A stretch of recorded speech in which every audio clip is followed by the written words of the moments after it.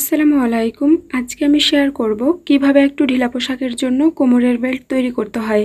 তো গত ভিডিওতে আমি যে জামাটা আপনাদেরকে তৈরি করে দেখিয়েছিলাম সেই জামার জন্য এই বেল্টটা তৈরি করেছি। যারা এই জামা তৈরির ভিডিওটি এখনও দেখেননি তারা ইন্ডি স্ক্রিন থেকে দেখে নিতে পারেন। তো এখানে আমি বেল্ট তৈরির জন্য জামার সাথে ম্যাচিং করে এক টুকরা কাপড় নিয়েছি এবং এখানে প্রায় 1 ইঞ্চি পরিমাণ চওড়া একটা রাবার নিয়েছি। আপনারা চাইলে রাবারের চওড়াটা 1 ইঞ্চিও নিতে পারেন। সেই সাথে এরকম একটা গোল চুড়ি নিয়েছি। তো এখন প্রথমে যেটা করতে হবে, পেটের অরিজিনাল মাপ অনুসারে রাবারের লম্বাটা নিতে হবে, অর্থাৎ পেটের অ্যাকচুয়াল ঘেরটা যে পরিমাণ হবে সে অনুযায়ী রাবারটিকে কেটে নিতে হবে। তো এখানে পেটের মাপ হচ্ছে 24 ইঞ্চি পরিমাণ, তাই আমি 24 ইঞ্চিতে রাবারটিকে কেটে নিচ্ছি। আপনারা অবশ্যই আপনাদের পেটের মাপ অনুসারে রাবারটিকে কেটে নেবেন। তো দেখুন রাবারটি কিন্তু এখানে লম্বায় রয়েছে 24 ইঞ্চি পরিমাণ। তো এখন এই যে চুড়িটিকে যে কোনো এক সাইডে রেখে চুড়ির মাপ অনুযায়ী আবারও রাবারটিকে কেটে নিতে হবে, অর্থাৎ যতটুকু চুড়ির জন্য বাদ যাচ্ছে ততটুকু কেটে ফেলে দিতে হবে।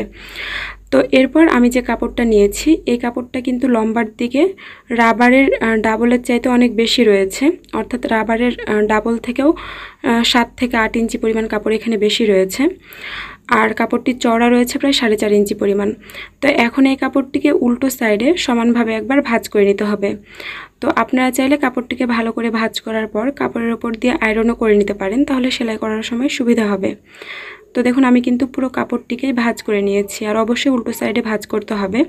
এখন রাবারটিকে কাপড়ের বন্ধ সাইডের দিক থেকে মিলিয়ে রেখে এই সাইডে প্রায় 2 সুতা পরিমাণ কাপড় বেশি নিয়ে দাগ কেটে নিতে হবে।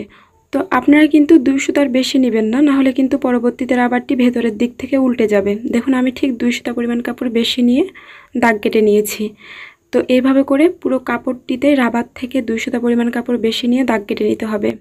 তো আপনাদেরকে অনুরোধ করব ভিডিওটি প্রথম থেকে শেষ পর্যন্ত মনোযোগ দিয়ে দেখার জন্য, তাহলে একবার দেখা মাত্রই খুব সহজেই এই ধরনের কোমরের বেল্ট তৈরি করতে পারবেন। তো এইভাবে করে পুরো কাপড়ে আমি দাগ কেটে নিলাম। তো এখন এই দাগের ওপর দিয়ে সোজা করে একটা সেলাই বসিয়ে দিতে হবে। তো আপনাদের কাছে এই পর্যায়ে একটা অনুরোধ থাকবে, যারা এখনও আমার চ্যানেলটিকে সাবস্ক্রাইব করেননি তারা প্লিজ আমার চ্যানেলটিকে সাবস্ক্রাইব করে পাশে আসা বেল আইকনে অল ক্লিক করে দেবেন পরবর্তী ভিডিওর নোটিফিকেশান পাওয়ার জন্য। আর যারা অলরেডি সাবস্ক্রাইব করে রেখেছেন তাদেরকে আমার তরফ থেকে অসংখ্য ধন্যবাদ। তো দেখুন পুরো কাপড়টি সেলাই করা হয়ে গিয়েছে। এখন এই সাইডে যদি খুব বেশি বাড়তি কাপড় থাকে তাহলে সেই কাপড়টুকু কেটে নিতে হবে। তো আমি কিছুটা কাপড় রেখে বাকি কাপড়টুকু কেটে ফেলছি। তো এখন যেটা করতে হবে, এই কাপড়টিকে উল্টিয়ে সোজা দিকে করে নিতে হবে। এজন্য এরকম একটা পিন কাপড়ের এক কোণায় গেঁথে নিয়ে পিনটিকে কাপড়ের ভেতর দিয়ে এ পাশে বের করে নিতে হবে, তাহলে কিন্তু খুব সহজেই কাপড়টি উল্টে সোজা হয়ে যাবে। তো আশা করছি আপনারা এই পর্যন্ত পুরো বিষয়টি বুঝতে পেরেছেন। তারপরে যদি কোনো প্রবলেম থেকে যায় অবশ্যই আমাকে কমেন্ট করে জানাবেন।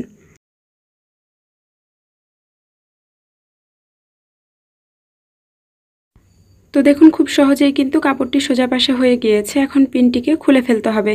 তো আপনারা চাইলে কিন্তু এই পর্যায়ে কাপড়ের উপর দিয়ে আয়রন করে নিতে পারেন, তাহলে দেখতে ভালো লাগবে, অথবা চাইলে হাত দিয়ে প্রেস করে এইভাবে করে সোজা করে নিতে পারেন।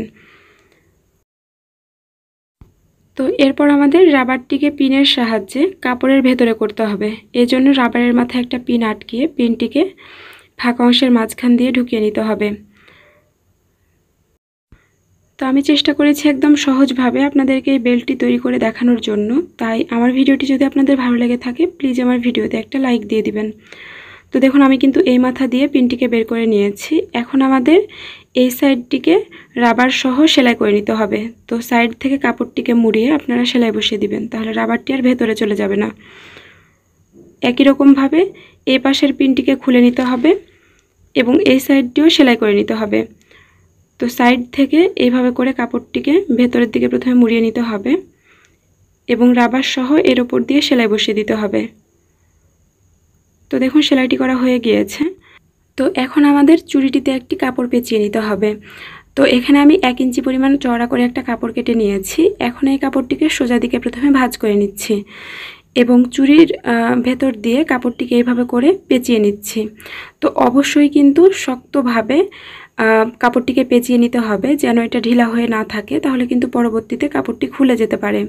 তো আপনারা অবশ্যই একটু টাইট করে কাপড়টিকে পেঁচিয়ে নেবেন, আর কাপড়টিকে পেঁচানোর আগে অবশ্যই একবার ভাঁজ করে নেবেন।